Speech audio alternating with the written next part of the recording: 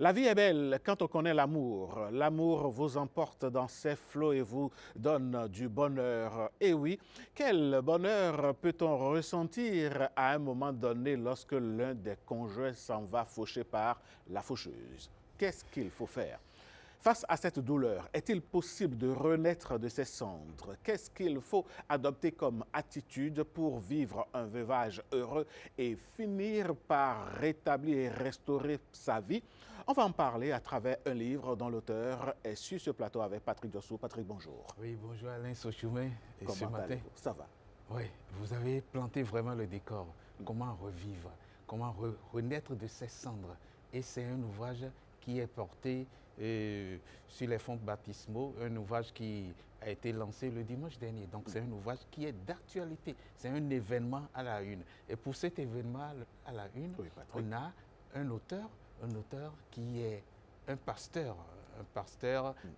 certains diront une pasteur, avec puisqu'il s'agit d'une dame. Puisqu'il s'agit d'une dame. Oui. Alors nous allons suivre ce petit élément qui nous la présente et on revient au plateau pour parler directement avec elle. D'accord.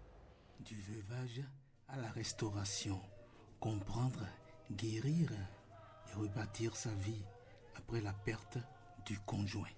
Vittorine Sambieni, née Oro. Elle est titulaire d'une licence en théologie de la faculté de théologie des Assemblées de Dieu, FATAD, de Lomé, au Togo. Elle est engagée dans l'encadrement des jeunes filles et la formation des jeunes par l'organisation de conférences et de séminaires au travers de son ministère Anat Ministry. Elle est une leader ecclésiastique à divers niveaux. Mère de 4 enfants et de 7 petits-enfants, elle est veuve du feu révérend Pascal Capoin Sambieni. Madame. Et comment on se sent avec le lancement de cet ouvrage? Est-ce que ça donne une envie de... Est-ce que c'est une thérapie? Est-ce que c'est un soulagement? Comment vous vous sentez après juste le lancement du dimanche dernier de cet ouvrage? Il faut dire qu'après ce lancement, je suis très heureuse parce que c'est un rêve qui vient d'être réalisé. J'ai traversé un moment difficile et parvenir à cette étape est une victoire, pas pour moi seulement, mais pour beaucoup de personnes. Et je bénis le Seigneur pour cela. Oui, vous bénissez le Seigneur, vous avez des victoires, votre prénom c'est Vittorine. Victoire, pas seulement pour vous, mais pour tout le monde. Un ouvrage, le titre du veuvage à la restauration, c'est un ouvrage paru aux éditions Réma, 156 pages, 9 chapitres, comme si c'était une grossesse de 9 mois pour un accouchement. Et pour les 9 chapitres, vous avez pu mettre l'accent sur, parce que en matière de numérologie, il y a 9, il y a 3, il y a 7, et on va revenir sur chacune de ces parties. Mais pourquoi un ouvrage? On commence par le why, pourquoi? W-Y-H-Y. Pourquoi un ouvrage qui parle de veuvage?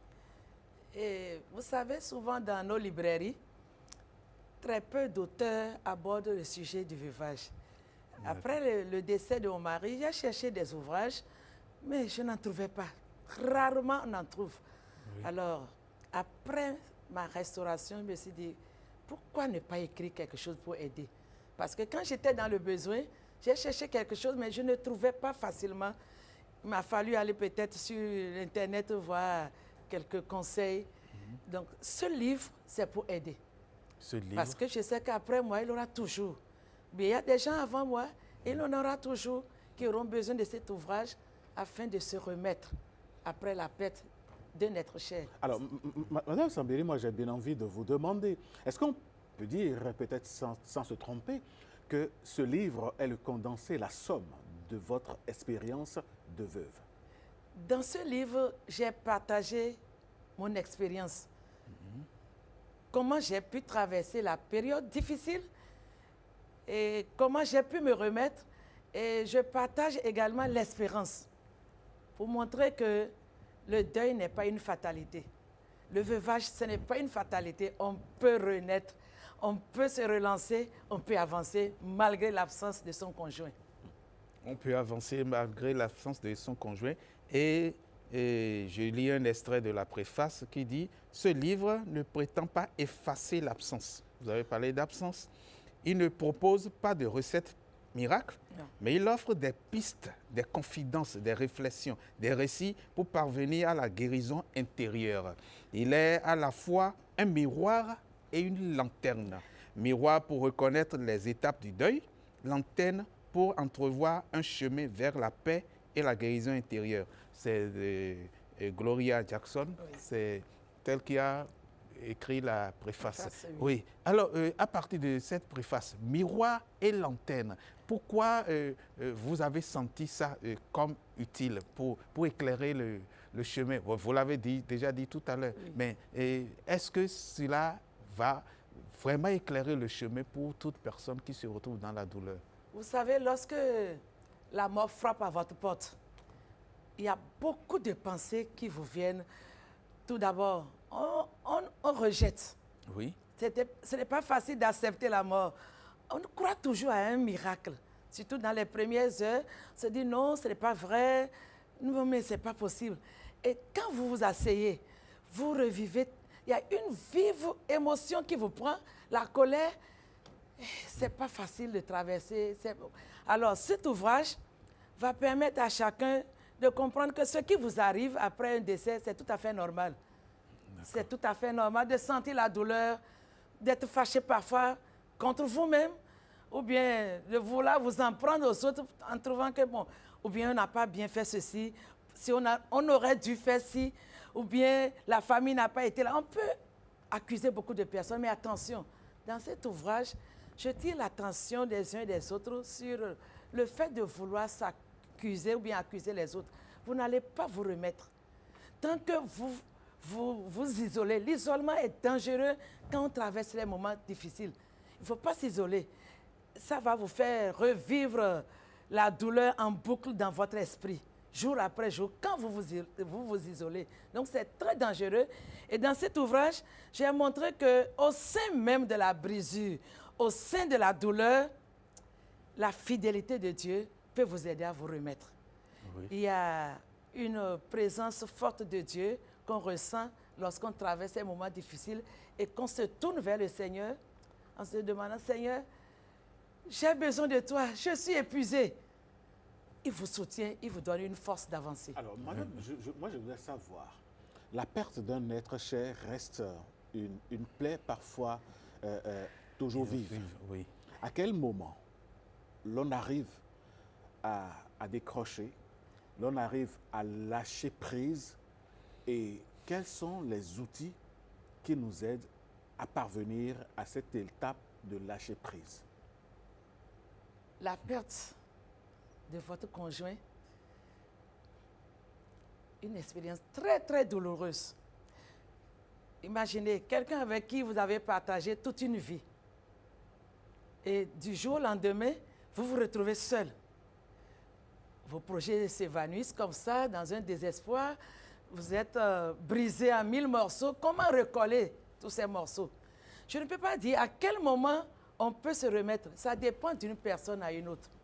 On ne vit pas le veuvage de la même manière. On ne supporte pas la souffrance de la même manière. Chacun doit suivre un rythme dans le processus de la guérison. Et il faut écouter son corps. Il ne faut jamais vouloir imiter quelqu'un. Nous sommes créés différents. Et c'est de la même manière aussi, quand nous faisons face à une souffrance, nous réagissons différemment. Mais le facteur commun, c'est la douleur. Elle est commune à tous, elle est vive. Mais il y a un processus.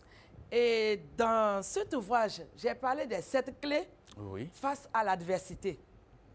Je peux les citer pêle-mêle. Bien sûr. Comprenez que vous n'êtes pas seul à vivre un tel événement. Parfois, on se dit, oh, pourquoi moi? Comme si Dieu vous a identifié, vous seul, et vous infligez une telle souffrance. Non. Avant vous, il y a des gens qui ont pris par là, et après vous, les gens passeront par là. Donc, on n'est pas seul dans la souffrance. Ça vous permet de comprendre qu'il y a quand même des gens comme moi. Une autre clé, il faut savoir que dans toute souffrance, ou bien face à une épreuve, il y a toujours un objectif que Dieu vise. toutes choses concourent au bien de ceux qui aiment croient. Dieu, Oui. nous dit Romains 8, 28. Oui. Donc, au sein même de l'épreuve, Dieu a un objectif qu'il poursuit, qu'il veut atteindre. Et ça nous permet de comprendre que Dieu nous aime malgré tout. Il n'est pas méchant. C'est vrai qu'au début, on lui pose pas mal de questions. Pourquoi moi, Seigneur? Pourquoi à ce moment-ci? C'est si tôt. Mais qu'est-ce que j'ai fait à Dieu pour mériter un tel sort? Non. Ce n'est pas parce qu'on a péché. Ce n'est pas les conséquences de notre péché forcément. Mais Dieu sait pourquoi il le fait. Voilà, c'est une clé qui nous permet de nous relever. Dieu m'aime malgré tout. Croire en l'amour de Dieu, même pendant la tempête. Oui, voilà quelques des clés. Je lis rapidement les 7 clés. Je vois, première clé, la souffrance que vous vivez est commune à tous les êtres humains. Vous l'avez dit tout à l'heure. Deuxième clé, Dieu ne permettra jamais une épreuve insupportable. Non. Vous l'avez dit aussi. Oui. Ça, c'est le livre, enfin, premier, c'est Paul aux Corinthiens. Oui. Alors, troisième clé, Dieu mettra toujours à votre disposition des moyens pour vous délivrer. Quatrième clé, la puissance de Dieu est illimitée. Oui. Cinquième clé, toute épreuve vise un but. Sixième, la grâce de Dieu est toute suffisante. Et puis septième clé, la paix et le salut ne se trouvent qu'en Jésus seul. Alors, Madame Sambieni, Oui. quand on devient veuve ou veuf, que l'on traverse le processus de guérison, à quel moment l'on décide de rebâtir sa vie et de quelle façon? Qu'est-ce que vous mettez dans rebâtir sa vie? Rebâtir sa vie, c'est arriver à continuer la marche malgré l'absence de votre conjoint ou de votre conjointe. À quel moment on peut se relever? Je l'ai dit tantôt, ça dépend de chacun.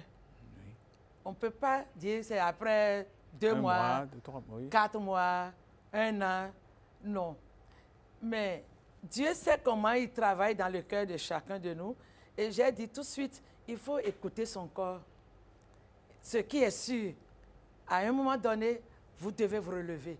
Mais le danger est que lorsque vous refusez la consolation, vous ne pouvez pas vous relever. Personne ne viendra ôter la douleur dans votre cœur. Ça partira de vous-même. Il faut une décision et une détermination à avancer. Autrement dit, les gens peuvent vous consoler, ils vont vous parler, on va vous dire ci, on va vous dire cela, mais après tout, ça vous revient. Je sais que je suis restée un bon moment assise à la maison, mais un jour, il a fallu que mes enfants disent, maman, aujourd'hui tu dois sortir. On vient te chercher, tu iras découvrir la ville. Et je vous dis ce jour-là, quand je suis sortie avec mes enfants, je dis, nous allons où? Il dit, non, on va te faire promener et tu vas voir. Et quand nous sommes sortis, Cotonou était comme nouveau à mes yeux, comme si je n'avais jamais visité Cotonou. Tout paraissait nouveau. Et j'ai compris que mais, la vie continue. Oui. La vie continue. La vie ne s'est pas arrêtée après la mort de mon mari. La vie continue. Et j'ai commencé par réaliser qu'il fallait que je me lève. Il fallait que je commence à faire quelque chose. Et tout doucement, j'ai repris mes activités et je bénis Dieu qu'aujourd'hui, je peux dire que j'ai été restauré. La Oui, preuve vous est que avez- oui. vous partagez le sourire sur ce Oui. plateau et vous Beaucoup de rayonnez sur sourires. ce plateau Oui. également. Oui, Mais oui. ça a été très difficile, Tout à fait. il faut l'avouer. Ce n'est pas facile. J'ai passé 35 ans avec mon époux et du jour au lendemain, tu te retrouves seul. Oui, ouais, en fait, bon, c'est pas pour creuser Non, non, encore pas du la tout. plaie, mais et ça s'est passé rapidement. Vous vous êtes levé le matin à l'heure où la prière doit être faite ensemble avec toute la famille. Vous étiez là avec votre époux, vous attendiez les enfants, et puis il a soupiré. La cruauté de la mort, elle vient arracher votre bien-aimé tel un épervier qui vient vous prendre un poussé. Oui. On s'est réveillé matin pour la prière matinale. J'ai parlé avec mon mari dans la chambre. Je vais au salon, il dit, bon, avance, je te suis. Je suis allée m'asseoir, il s'est habillé, c'est lui-même qui a quitté la chambre, il est venu s'asseoir. On attendait juste les enfants. En quelques secondes, j'ai entendu le soupir. Je me lève et dis, mais papa, qu'est-ce que tu as? Il était déjà dans le coma. Ça s'est passé dans l'intervalle de 10 minutes. j'ai commencé à crier, prier pour lui. Et venez les enfants, venez, venez, venez. On a pris papa. À 5 minutes, on était dans une clinique. Mais papa était déjà parti, même pas un seul comprimé. Le médecin a juste constaté la mort de mon époux, comme ça. Vous voyez? Et tout de suite, j'ai dit non, c'est pas vrai. Peut-être qu'il est dans un coma. Mais c'était la triste réalité. Mais Dieu, dans son amour, m'a fait comprendre que c'était son plan. Revenons à votre livre, ce témoignage que vous voudrez bien partager avec des milliers de personnes aujourd'hui. Oui. Ce livre, à qui s'adresse-t-il en particulier? La cible, c'est à toutes ces personnes en souffrance qui passent par la période de deuil. Et non seulement les personnes qui sont endeuillées, mais toute personne qui veut accompagner ces personnes. Parce que dans ce livre, vous allez comprendre un peu ce qui se passe dans le cœur de quelqu'un qui a perdu un être cher. Pour accompagner quelqu'un, il faut le comprendre. Quand vous n'essayez pas de comprendre la personne, vous ne pouvez pas mieux l'accompagner. Alors, les serviteurs de Dieu, les conseillers conjugaux et ceux qui aiment accompagner les personnes en souffrance, ce livre est pour toutes ces personnes. Oui. Ça les aidera à mieux comprendre ce qui se passe dans notre cœur quand nous traversons une période difficile et vous aurez les mots, les propos, les paroles qu'il faut pour aider cette personne. Et ce livre sera utile pour, enfin vous avez dit, toute personne qui perd un être cher, oui. Alain et moi. Bon, on a connu l'expérience malheureuse d'enfants. Ce n'est pas nos épouses, mais ce sont les enfants qui sont pas difficiles. Ah ouais, c'est pas facile. On va pas ça c'est compliqué. Oui. Mais bon, voilà donc un ouvrage qui est utile pour toute personne qui a cette douleur et toute personne qui veut accompagner toute autre personne qui a cette douleur. Et je rappelle que c'est un ouvrage qui est paru aux éditions Rema et c'est sorti le dimanche dernier, dimanche 25 janvier 2026. Et où est-ce qu'on pourra, bon ça c'est le web quand c'est sorti, où est-ce qu'on pourra retrouver l'ouvrage? Présentement, l'ouvrage se trouve dans la librairie Pain de Vie, qui est juste au siège des Assemblées de Dieu à Togodo-Godomé. Et dans les jours à venir, je vais les déposer dans d'autres librairies. Mais pour le moment, il est déjà dans cette librairie. Donc, un ouvrage disponible. Oui. Et je rappelle que ça fait 156 pages à peu près, 9 chapitres. Et pour les 9 chapitres, il y a 7 leçons pour apprendre à guérir. 7 leçons. Il y a 3, vous avez parlé de 3 veuves. 3 destinées. 3 destinées, 3 veuves. En me basant sur un passage biblique, 3 veuves, mais qui ont eu des destinées différentes selon le choix de chacun. Et ça entre toujours dans le cadre dans le processus de la guérison. Vous avez le choix de demeurer toujours dedans ou bien de vouloir avancer. Naomi, et ça va changer Ruth, tout. Et Orpa et puis Naomi. D'accord. Orpa, Naomi et Ruth, je crois.